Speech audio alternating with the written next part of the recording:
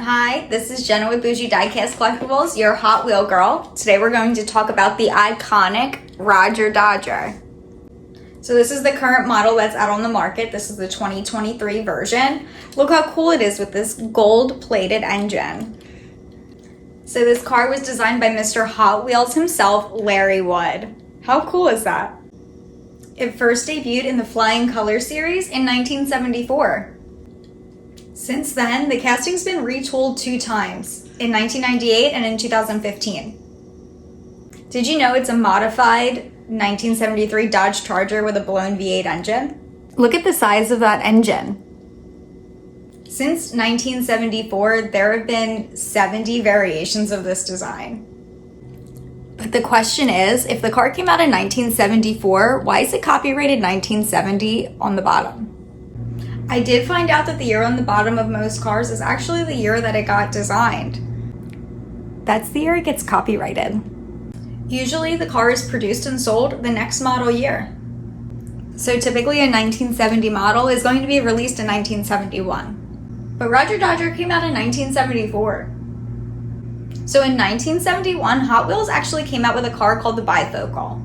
So this car is actually from my dad's collection. You can tell that him and his brothers really played with their Hot Wheels. Here's a picture from Hot Wheels Fandom Wiki, and it's actually going to show a bifocal in good shape. The bifocal was actually modeled after a 1970 Dodge Challenger that was modified.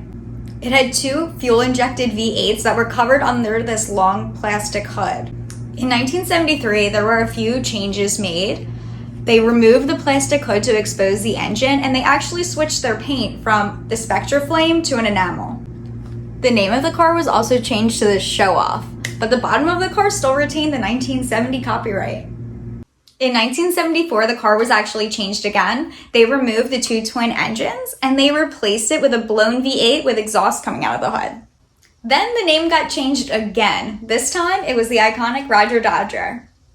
But it still used the same base from 1970. Fun fact, some of the original Rodger Dodgers actually had the name Show Off visible under the deletion plate. As I mentioned earlier, this car was actually retooled 2 separate times, one in 1998 and the other in 2015. The last retooling actually moved the exhaust from the engine, the top of the car, to the undercarriage. The base is now plastic, but the 1970 copyright still remains.